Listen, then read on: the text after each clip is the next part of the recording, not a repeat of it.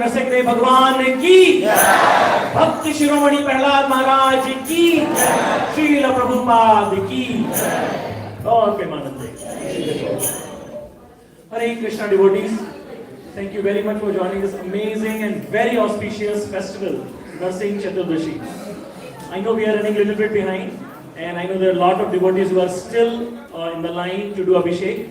So what we are going to do is we are going to start the class, and Abhishek is going to continue, right? So I'm requesting everyone to please move a little bit this side, line. We'll start the line from this side, so move.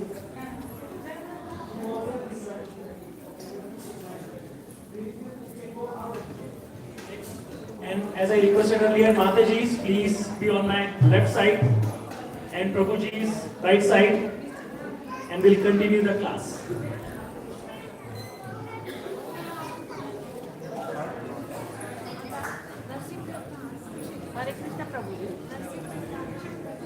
And also today's feast is sponsored by Laika Sundari Mataji and Nandini Ketan Prabhu on the auspicious occasion of Narasimha Chaturdashi.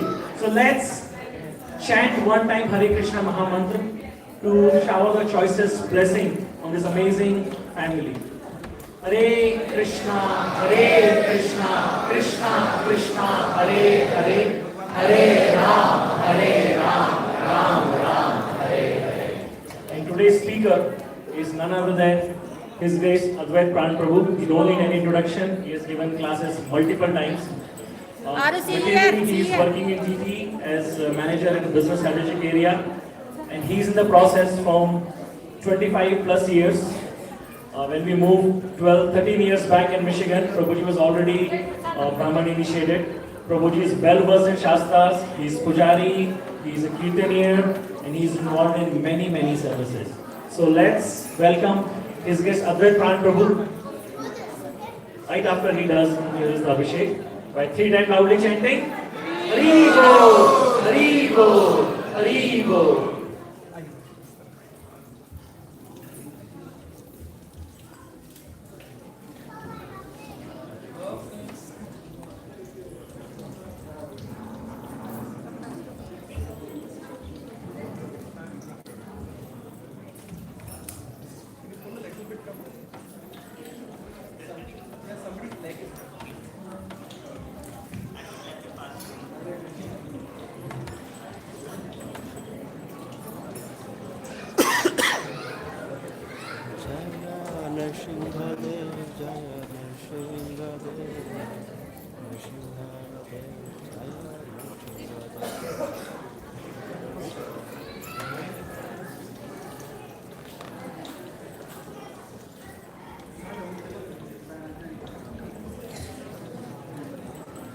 जय नरसिंह भगवान की जय, भक्त शिरोमणि श्री प्रहलाद महाराज की जय।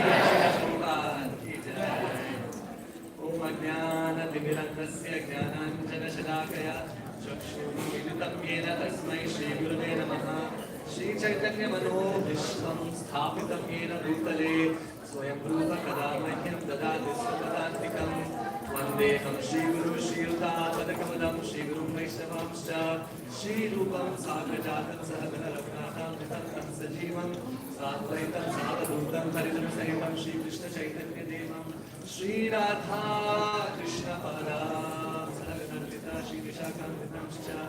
हे कृष्ण करुणा सिन्धो दीनबन्धो जगत्पते गोपेश गोपिकाकान्त राधा कान्त नमोस्तुते। तप्त कांचन गौरांगी श्रीराधे वृंदावनेश्वरी वृषभानुसुते देवी प्रणमामि हरिप्रिये। वाञ्छाकल्पतरुभ्यश्च कृपासिन्धुभ्य एव च पतितानां पावनेभ्यो वैष्णवेभ्यो नमो नमः। जय श्री कृष्ण चैतन्य प्रभु नित्यानंद श्री अद्वैत गदाधर श्रीवासादि गौर भक्तवृंद। हरे Krishna Krishna Krishna, Hare Hare, Hare Rama, Rama Rama, Hare Hare.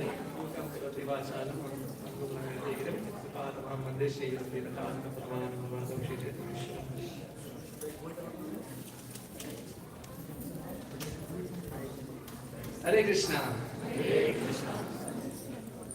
Again, thank you very much for coming on this very auspicious, wonderful day of this year, the day of the appearance of Nrisimhadeva Bhagavan. And it is also the disappearance day of Hiranyakashipu. As Gaurang Prabhu would put it, he would say that this is the first operation that was ever conducted, where the operation was successful and the patient was delivered.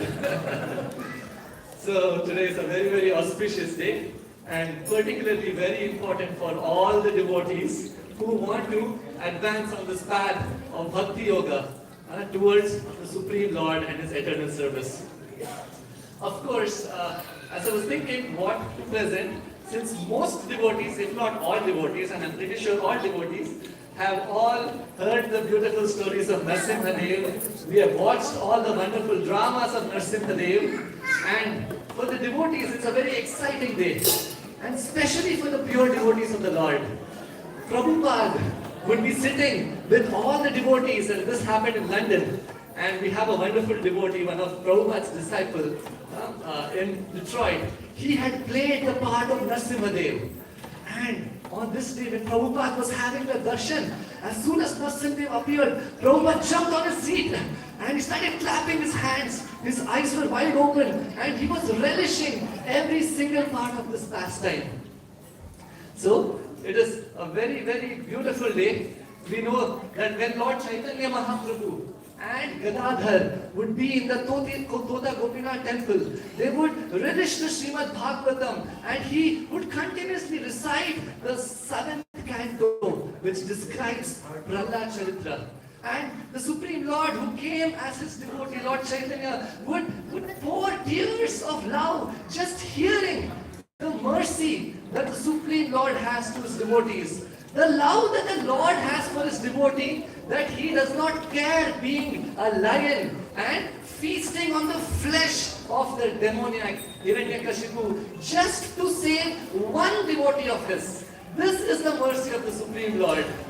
And so today we will be describing some sections of the beautiful pastime and some teachings from Prahlada also. And I thought to get some continuity to the class, many of us who were a part of the seminar over the weekend that Chaitanya Charan Prabhu came and he gave a seminar on Anartha Nivritti and Artha Pravritti. In simple English, what it means is taking off our bad proclivities, our asuric tendencies, our unwholesome desires, and fueling our wholesome tendencies, our devotion to the Lord. And that theme is so apt now, especially because this canto of the Srimad Bhagavatam, which describes the killing of Hiranyakashipu and appearance of Nrisimhadeva, is talking about a subject called Uti or Utayaha. What it means is that there are two personalities or two proclivities in the heart. Right? So like in English we call it a face-off. Right? We go head on head. Right? And one person in the face-off is this huge, strong, well-built, demoniac personality, Hiranyakashipu, whose power was unmatched. Even the thunderbolt of Indra could not even touch a hair on his body. And the other side is this, as Sukadeva Goswami describes, Marmasu, which means very delicate, beautiful, soft-hearted Prahlada Maharaj, who was a small boy of just 5 years of age. So these two personalities come head to head. And in our lives, the meditation today, before we begin the class, is that on this day of Narasimha Chaturdashi, we should pray to Lord Nrisimhadeva that in my heart which represents the courthouse of the evil Hiranyakashipu. Hiranya means gold. wealth, greed, desire. And Kashipu means soft bed, laziness. I don't want to get off bed. I don't want to get up in the morning and spend some time for spiritual life. Soft bed means lust. These qualities which are haunting my heart are like the Hiranyakashipu who is ruling over my heart. But my devotion for Krishna is very weak, it's very feeble, like the small, innocent, soft Prahlada. Oh my Lord, oh Nrisimhadeva, please appear from the pillar of my heart. Stamba, pillar, represents pride. Destroy the pride in my heart and destroy that evil Hiranyakashipu like greed and lust and laziness and protect the simple Bhakti Lata Bija that is sprouting in my heart. Right? In that mood, right, we will hear this beautiful katha for the next half an hour or so. So, it's described that in the 7th canto of the Srimad Bhagavatam, Parikshit Maharaj is asking Sukadev Goswami about an incident that just happened where the Supreme Lord took sides of the Devatas and he had killed some Asuras, and he asked, why is it that the Supreme Lord, who is not partial, Samoham Sarva Bhuteshu, Krishna says he's impartial, how is it that he sided one person and not the other? And so the story takes us back to a conversation between Yudhishthir Maharaj and Narada Muni in the courtroom where Rajasuya Yajna is taking place. And right when the Rajasuya Yajna is taking place in Indraprastha, we know the story from Mahabharata that Shishupal, who blasphemes, criticizes, condemns Krishna, is killed by the Sudarshan Chakra of Krishna, and all the personalities witness this wonderful scene where the soul, the person of Shishupal enters into the body of Krishna. And Yudhishthira is asking, how is it possible that Shishupal, who was such a big demon, got liberated from this world?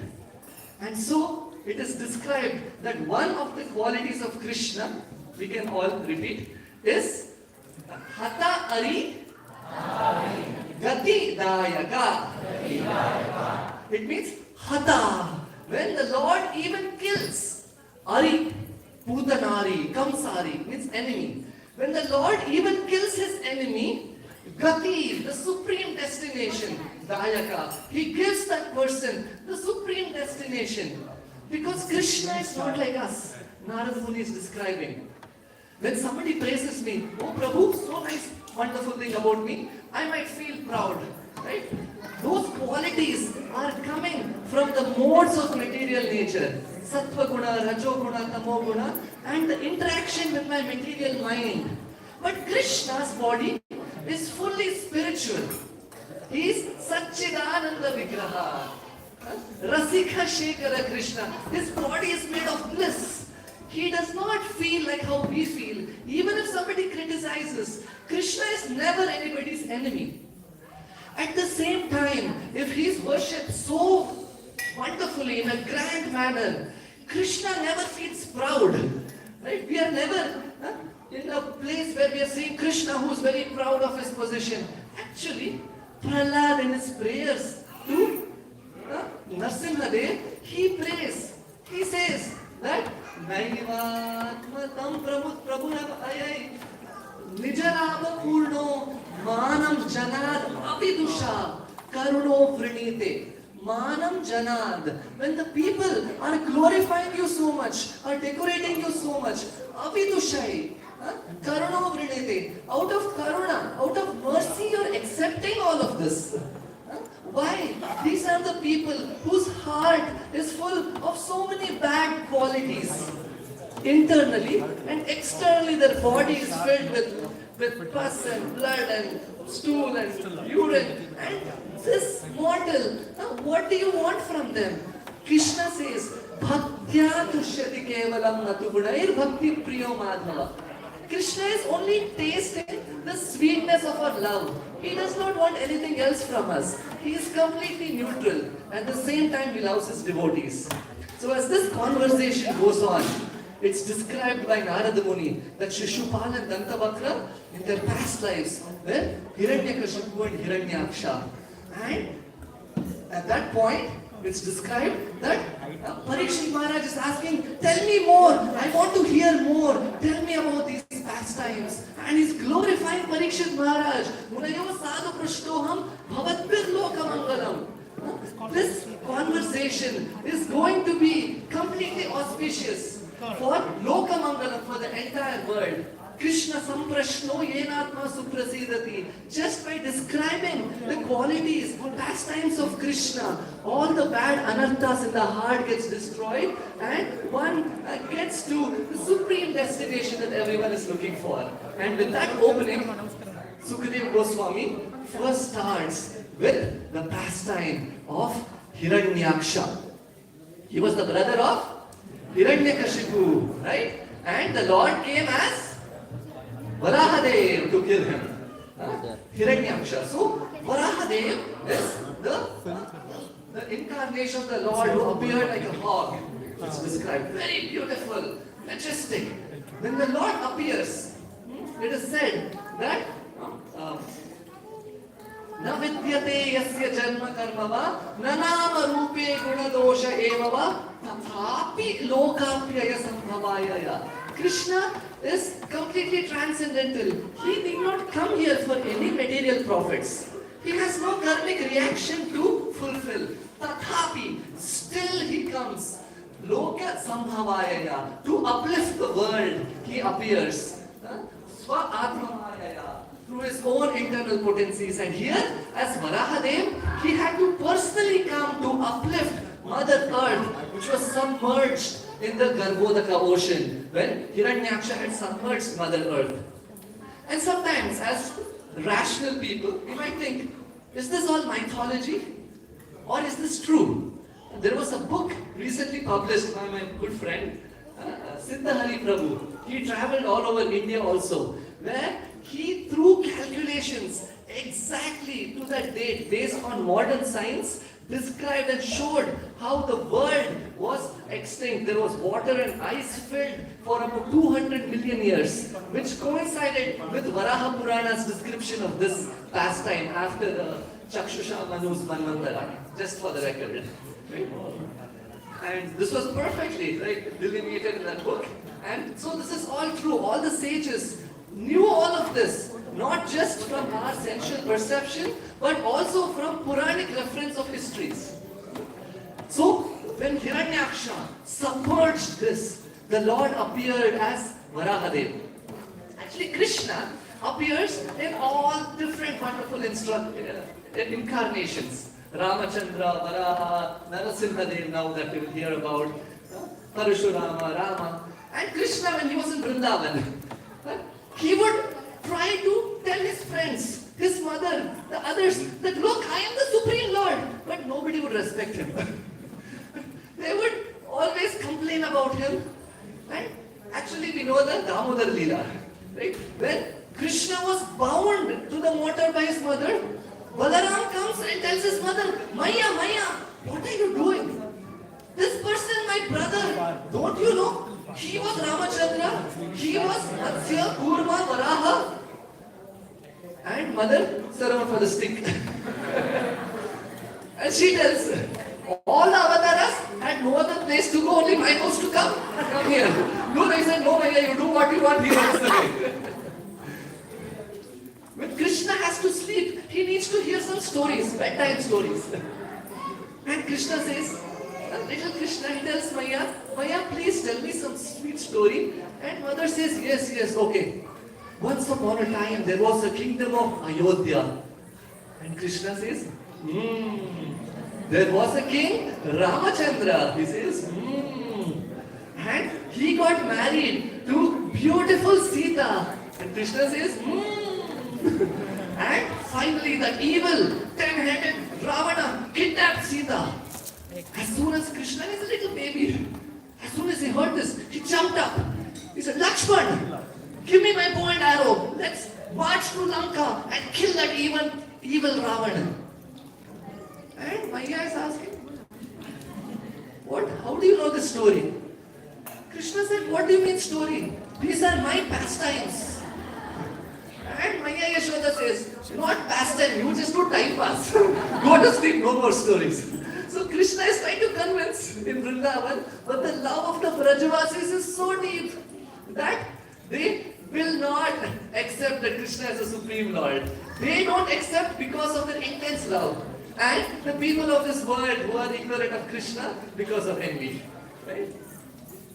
However, one day, when Mother Yashoda decorated Krishna very nice with musk, a guru, beautiful scents, chandan, very nicely with beautiful flowers and ornaments, Krishna runs into the forest of Vrindavan and he jumps into the dirt. He applies dirt all over his body. It's described, Go dhuli dusaritam nrityanti Vedanta Siddhanta. The Supreme Lord is covered with the dust of Vrindavan, gobar all over his body. He comes back and Manya Yashoda is chastising him.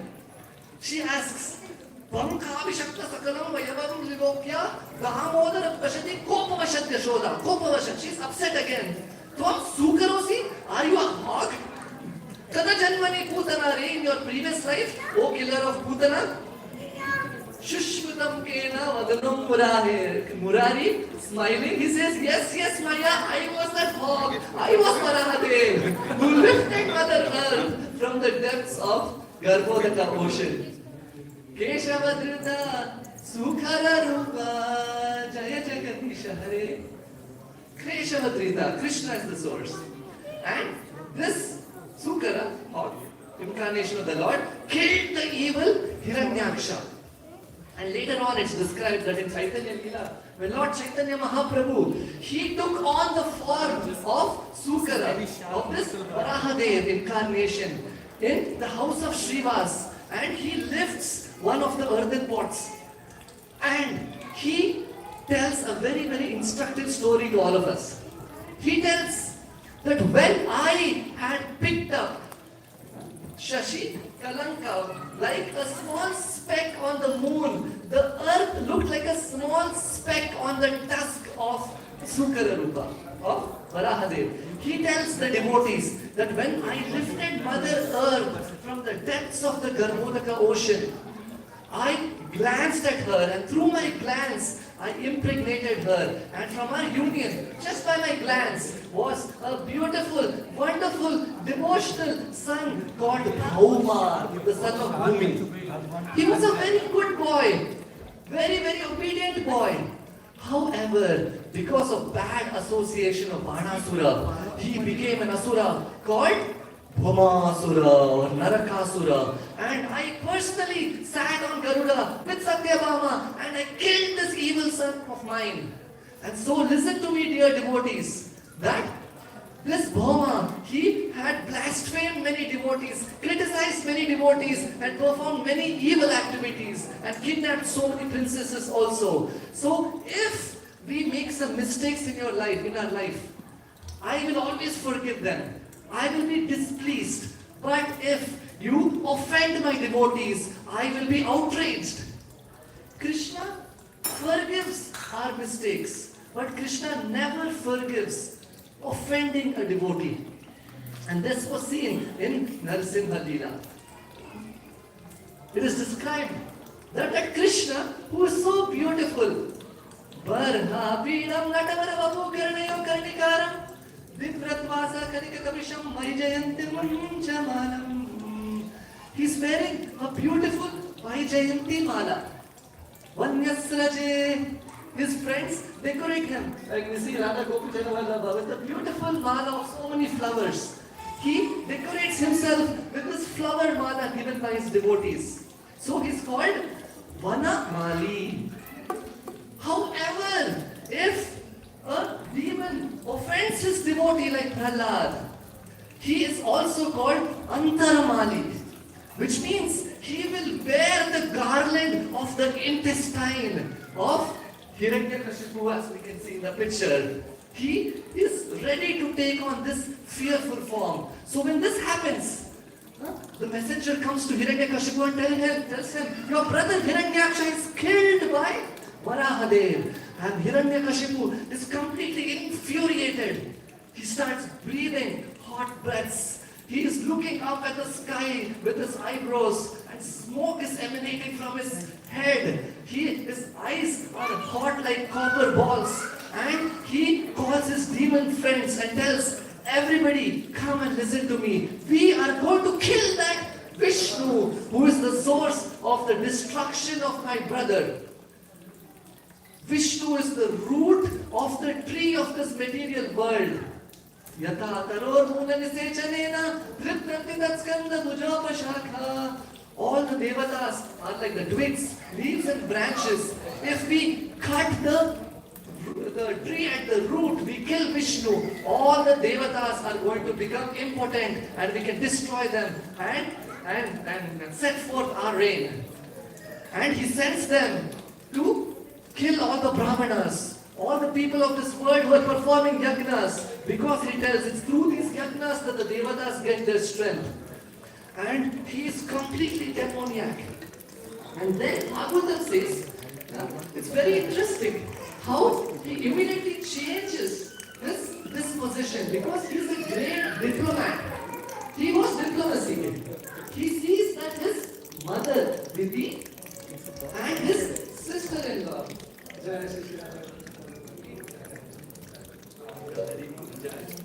his sister-in-law, Rishabhanu, and his nephews are all very sad. Their husband is dead, their father is dead, their son, Hiranyaksha is dead. So they're all lamenting.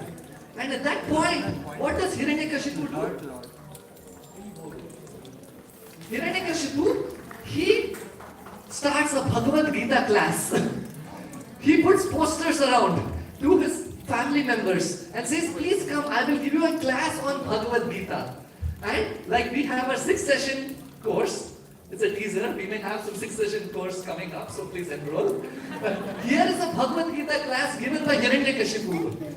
And he speaks so eloquently that everybody will be like, wow, how can this person know so much Shastra? His first lesson, course 1, he says, why do bad things happen to good people like us? Hiranyaksha, my brother, would kill some people, drink some blood, totally push Mother Earth in the Garbhodaka ocean, but otherwise he's a very nice person. Why do bad things happen to good people? And he explains this with Shastric references. The entire 2nd chapter of the 7th canto is about this. He tells, it is because of karma. He tells his nephews and sister-in-law, if you go to a restaurant, and in the restaurant you meet some people, you order your paneer butter, no, it's pure non-vegetarian restaurant for them. Whatever you order, you have other people in the restaurant, and you tell them, hi, how are you? And you finish your job and you leave. And they leave. Will you cry? No. Similarly, people of this world are family members, but it's very temporary. They have come for some time till their karma allows, and then they depart. Just like leaves, twigs and branches come together in water by the stream of the current, and by the same stream of the current it goes away. People come together and go. So don't cry about Hiranyaksha. He is not the body, he is the spirit soul. Course number 2. And course number 3, he says that all of this lamentation, happiness, distress is because of the 3 modes of material nature, and he gives a detailed seminar on this. Many years ago, when I was in the base, in ISKCON base in Bangalore, I had heard one seminar from Gauranga Prabhu. The seminar was on how to give a seminar. It was a 2-hour seminar on how to give a devotional seminar. I have not found it since, but basically the synopsis is that if you want to make a person go from point A to point D, you go from A to B, B to C, C to D. Go from A to B. From B, you tell a story. Then you tell some analogies. Then go to C. Then tell a joke. Then, similarly, don't lose the train of thought. Similarly, his presentation is with different stories from historical personalities of Suyagna, Kalinga birds, other things. No time to get into that. But rest assured, it comes to the point where they're all convinced, they're all appeased, And now Hiranyakashipu, as we know, goes to the Mandarachala mountains and performs austerities, as we all know, for 100 celestial years, about 36,000 years. And he gets the boons from Brahma, as we all know. And then, once he gets the boon of being immortal, almost immortal, with all the conditions that I won't get into, what happens? He goes and conquers all directions. Sagitam nirchita kakuk. It is said, Sagitam nirchita kakuk, ekarat vishayan priyan. Gunjano na triptya ajitendriyaha. So it is said that he conquers all directions and he tries to get as much pleasure as possible. But still, na triptya, he is still unsatisfied because his senses are not controlled. Ajitendriyaha. It is described, and Amoghleela Prabhu makes this point, a very, very practical point for all of us.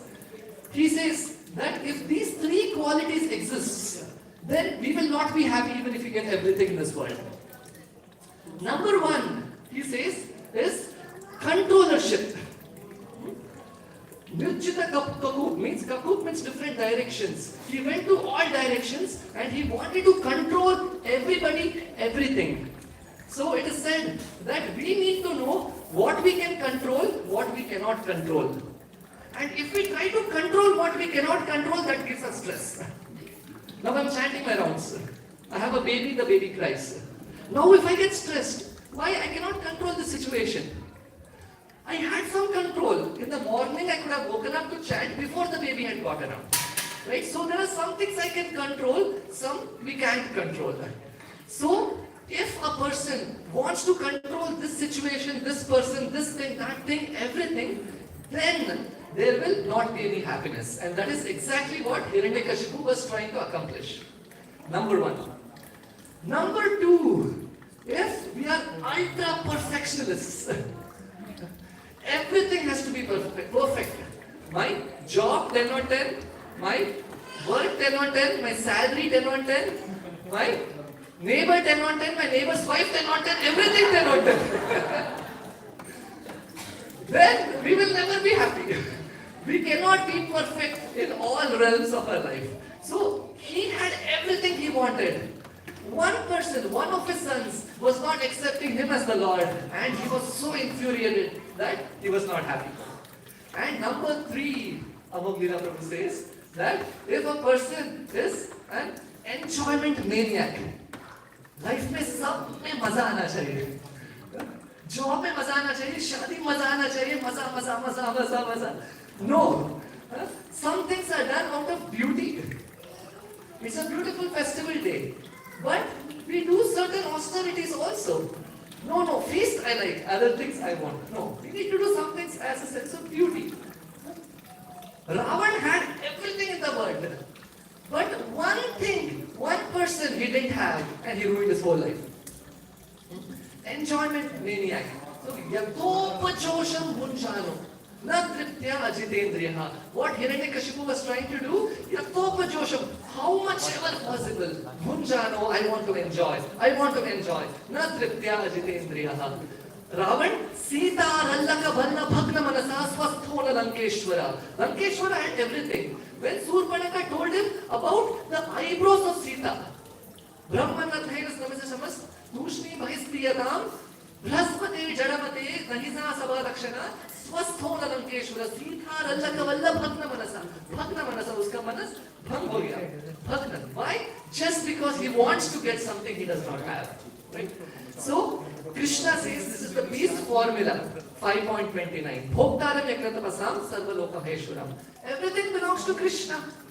He is the enjoyer of all sacrifices. He is the controller of everything. He is our dearmost friend. If we know that, Prabhupada said, that is the peace formula. Nyakama shanti drichyati. So, here is Hiranyakashipu, who was completely restless. And going fast forward into the story, since we all know the story, we know that how Hiranyakashipu, he encounters Prahlada, and Prahlada is the only person who tells Hiranyakashipu, oh my father, Asurya Parya Dehinam, oh the best of all the demons, Let me tell you something, that you are trying to control this whole world. You are just immersed in sense gratification. You are a fool number one. He cannot take it. He says, Grahamanta Rupam. You are caught in this material existence, thinking, Grahakshetra Sutta Vittaya Janasya Mohoya Mahamameti. My place, my controllership, my house, my land, my children, my this, my that. This is only going to increase your attraction to this world, and you will fall down from here. This is not the right way to do. And he gets very upset. We know that he sends them to Shanda and Namarka, the two sons of Shukracharya. They try to give Prahlada good lessons and teach him diplomacy, controllership, all of these things. And we know that Prahlada had already heard from Narada Muni. And then when they tell his father that yes, now your son has learned everything that a demon needs to learn. Jai Hiranyakashipu as well. Hiranyakashipu is very happy, and then he calls his son. His son comes, sits on his lap, and he asks his son, so my dear son, what have you learned in school? And what does he say? He says, Shravanam, Kirtanam, Vishnu Smaranam, Padasevanam, Archanam, Nandanam, Dasyam, Atmanivedanam. All of these 9 processes of devotional service, he is outraged. Who taught you this? I have not taught you this. Neither have my teachers. Where have you learned this from? At that point, Prahlada tells him something that bursts his ego. He says, Matirna Krishna Parato Svatova. For that person who is not having purified intelligence, who is only thinking of one's own self and sense pleasure. Parato Svatova, whether he hears a whole Bhagavad Sapta or through himself, he will never be able to understand what is the goal of one's life. Punar charvita charvananam. He is only chewing the chewed. He has enjoyed the same thing as a rabbit, as a snake, as a hawk, as a bull, as a cow, as a bird, as a beast, as a human, as a devata. But again in this human life, one is trying to